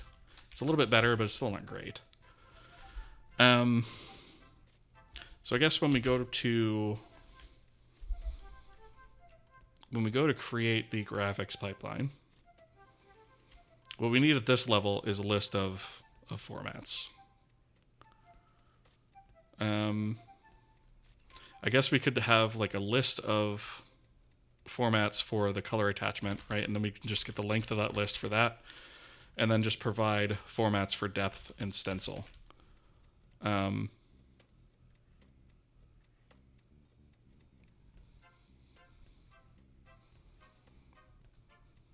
think that works. And then we'll just have to figure out how to connect that further up. Okay. So I guess what we're going to really need is let's see.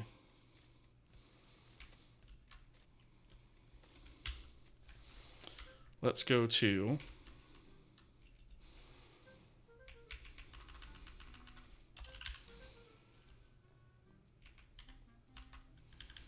Vulkan pipeline config. And in this,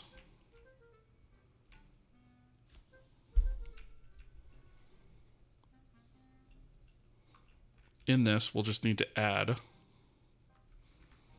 attachment formats. Right, so we can do VK formats,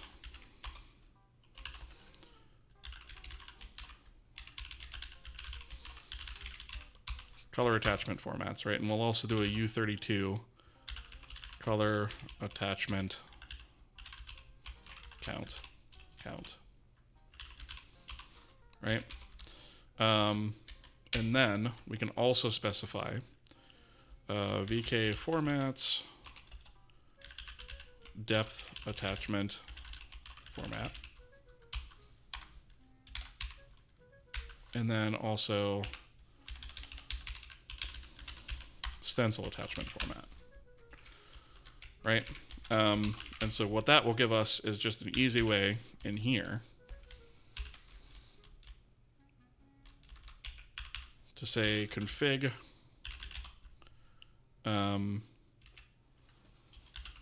color attachment count, and then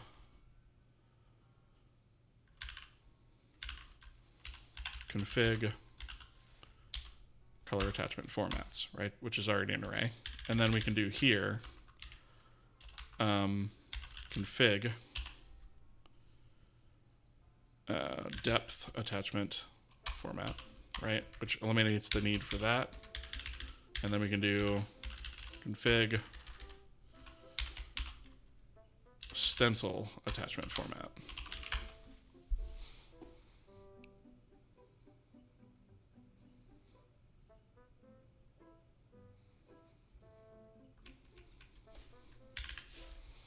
Makes sense to me. The only other thing that I'm wondering about in this example is they don't actually address the view mask here. So we should probably look at that. View mask is the view mask used for rendering. So let's just make sure that we don't actually need that. Oh, that's useful. Okay, there's not really anything in here about it.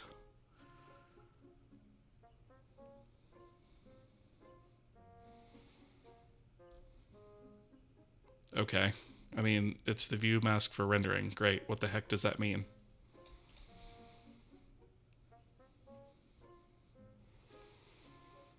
Yeah, I don't see anything here.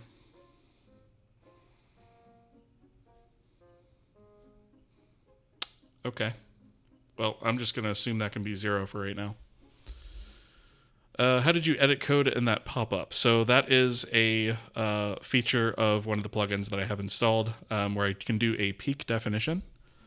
And that's how it allows me to do that. And it actually gives me this is like a full-blown Vim buffer in here where I can not only browse in here, but I can actually make changes. I can write to it and then quit out of it, which is pretty sweet. So yeah, in my Vim config, if I hit space PD, that's peak definition, and that allows me to do this.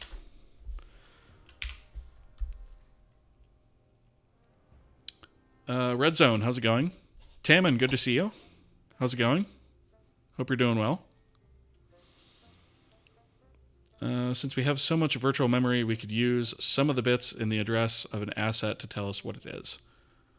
True.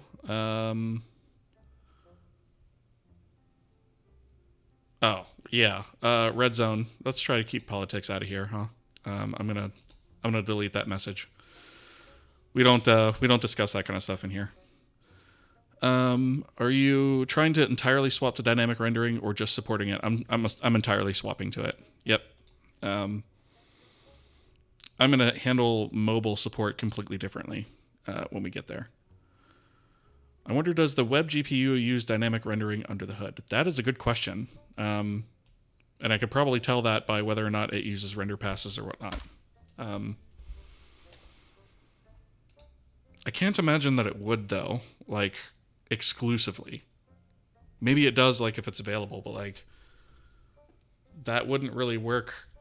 I mean, the thing about web GPU is it's got to support a wide range of devices, right? Including mobile. So, I don't know. I don't know. That depends on what the spec says, right? Let's see. What we could even do is have a static range for assets. Instead of using the bits to store the type, we could use them to just define the first byte, which means we could have a 3-byte pointer, which is actually a 2-byte pointer, and 1 byte that is its value. Yeah, that's true. Omniscient.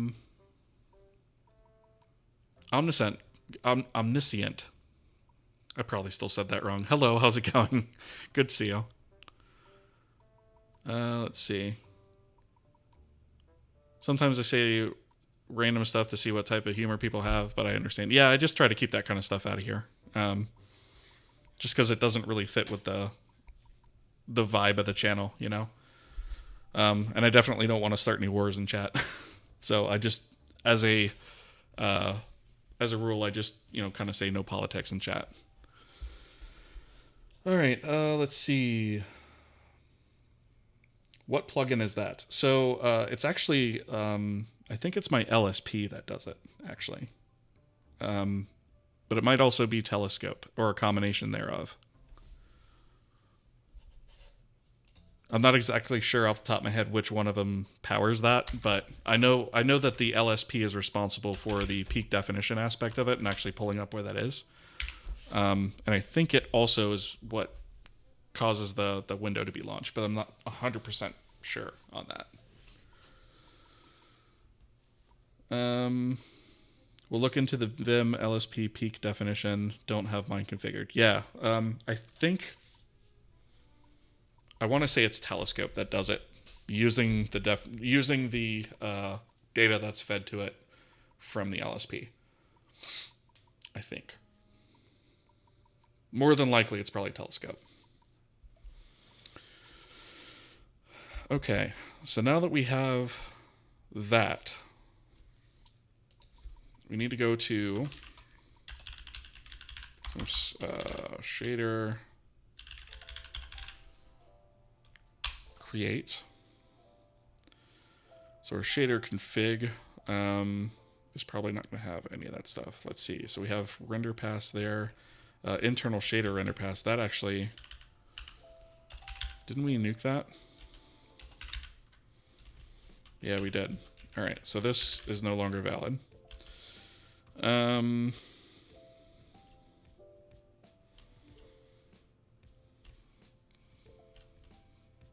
don't think we have anything in here about attachments. This is all uniforms, topology types. Okay. So this is where I need to think about attachments. So I think we no longer have to pass a render pass here, right?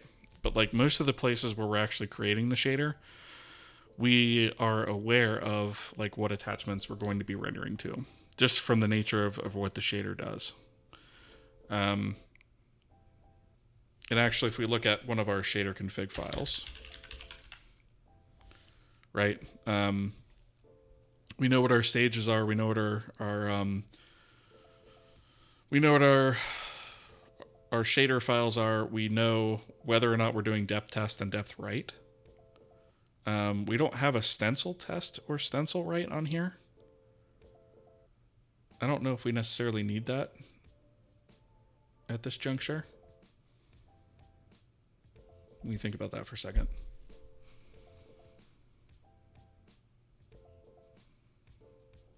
So we might have to add that, but I think just by actually looking at this Boolean, if we have depth test or depth right turned on, then we have a depth attachment, right? I think it's safe to assume that.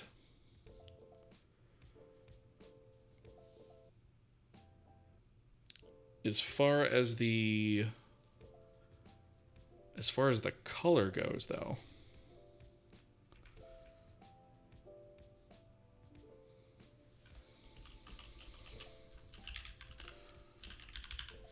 so if we do our shadow map texture, we don't have anything in here about color.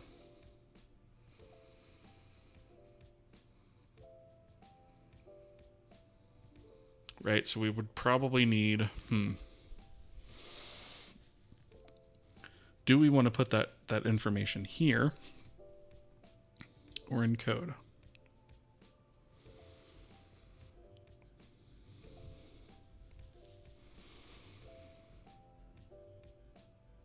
We could add it here.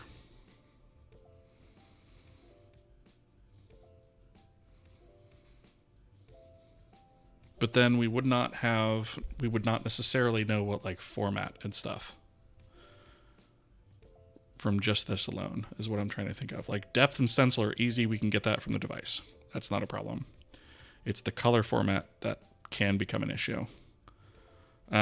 Because we can actually have processes that only write to certain channels of a color attachment, right? And we can have multiple of those things. And technically we can have color attachments with different formats, image formats.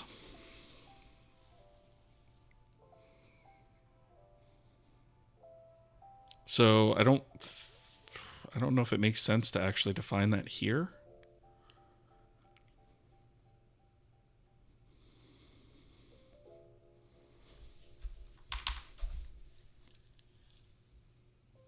That's the only thing. So if we look at shader config, we don't have any sort of indication of what attachments are actually written to. Right? This is basically a parsed version of that file we were just looking at. So let me actually go into, where was that?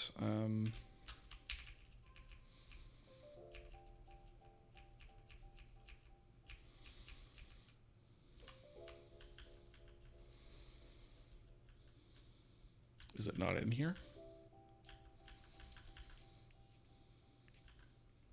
Oh, it might be shader initialized then.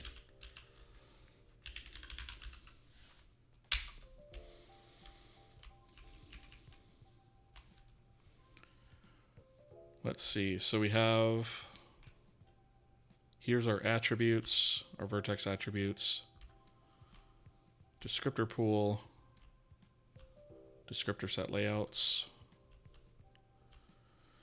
topology classes, shader create modules and pipelines. So this is actually what does it.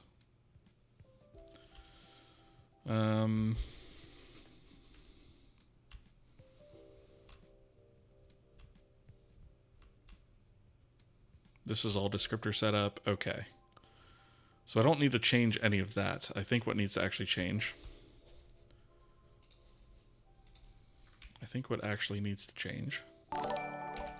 is in here.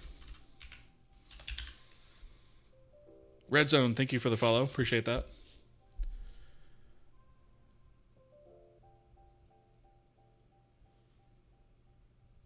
Good point about the different formats for color attachments. Yeah, that's what I'm trying to think of, right? Like, that is probably something we're going to have to keep in mind, right?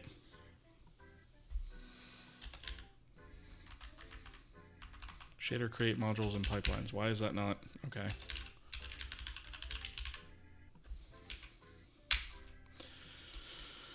Oh, let's see. Okay.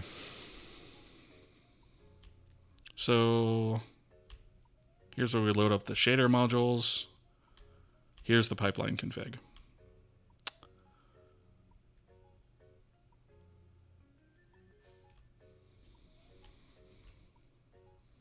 And then this is where we actually create the pipeline. So This is where we're going to have to add, let's do figure out the formats, potential formats of the color attachments if they exist, and pass them along here. And then we can do, I guess, S.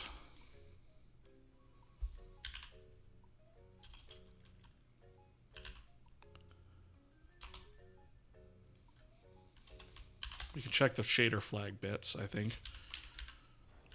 Shader flag depth test. So we have depth test.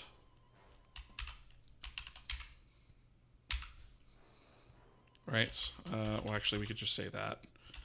Or we have S flags and shader flag depth right.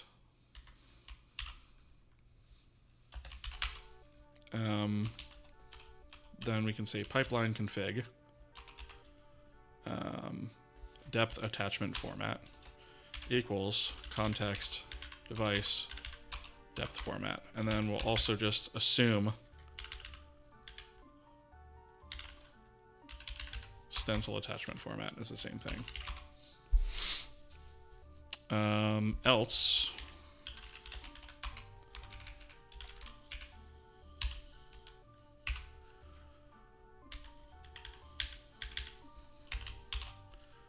we can say VK format undefined.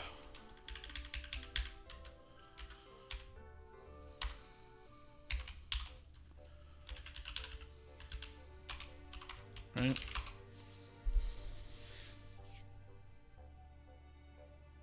And so the only thing that we'll have to figure out here is the color attachments.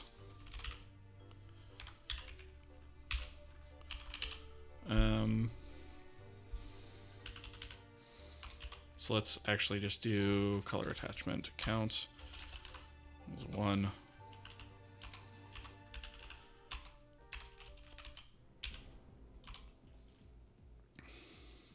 Let's see, do we want to do, I guess I could just do context, current window. Let's see, do we actually have renderer states, backend states?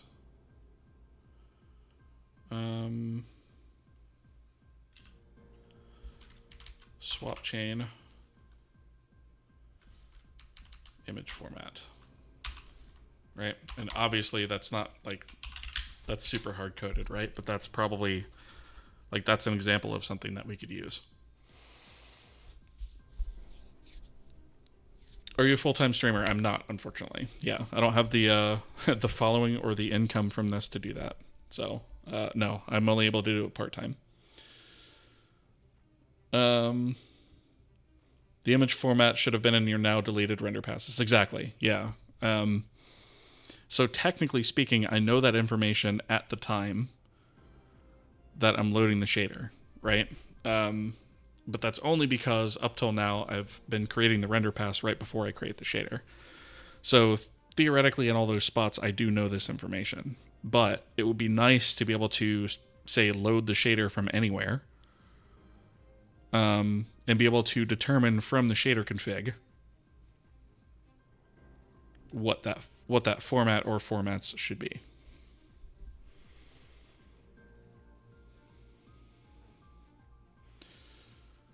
Let's see. Content suggestion: create comparison videos of your different commits and condense down all the design decisions you make in those videos. It'd be helpful for those who need a quick status of your project. So, that's kind of loaded, right? So the problem with that is there's literal years of content to go through, right? I did start a devlog series, although I haven't admittedly updated it recently. The problem with that is those are very time consuming to make, and I'd much rather spend the time just making the engine, right? But I do recognize that I need to summarize that. I do need to create those devlog videos. There are 2 of them at the moment, and I do need to. Basically, what I'm doing is I'm going back in retrospect and covering a range of videos with like a time-lapse video of the actual video footage, and then just kind of doing a voiceover and saying this is what we did and why. And that's probably what I'm going to wind up doing. I'm not going to be able to do it by def, right? But yeah.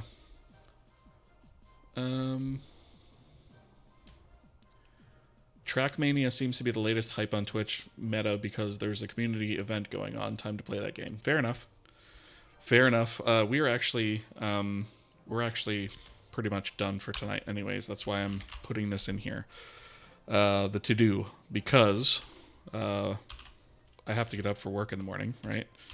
And that's kind of early, right? So let me just take a look at comments real quick. How close are we to a tunable build, runnable build? Realistically, we're probably still a couple of hours of refactoring away. Although we did eliminate a lot of code tonight. So there's a few things like this attachment format stuff I have to figure out. There is some change on the application side that's going to have to be made to fit all of this new stuff as well. And then, of course, there's all the debugging that's going to be done from all the refactoring that we're doing. So I would say at least a few hours away, minimum. But yeah, I'm going to try and do a little bit more of off-stream work just to kind of push this along. And then, I'll do a recap of anything that I do off-screen in the next stream. So, yeah, hope that helps. Does the engine still build? Not on this pipeline, or not on this branch, no. Yeah, if I were to build that right now, it'd throw all kinds of... See? Unknown type name render pass. Yeah, it's not surprising. Yeah. All right. So that is pretty much going to do it for tonight's stream, I think. If you guys haven't already, I would encourage you to follow me here and on the YouTube side. I'll drop a link that has all my socials so that you guys can follow me in those places if you're interested. The likes, follows, subs, all that stuff, that helps me out a lot to grow the channel. I'm looking to grow it quite a bit, so I appreciate each and every one of those. So thank you guys for being here, and I'm going to choose, I think I know who I'm going to raid off the top of my head, because I need to sort of raid and run tonight. And usually that means I'm just doing a quick pass over what's going on out there right now, but I think, yeah, okay. So let me do...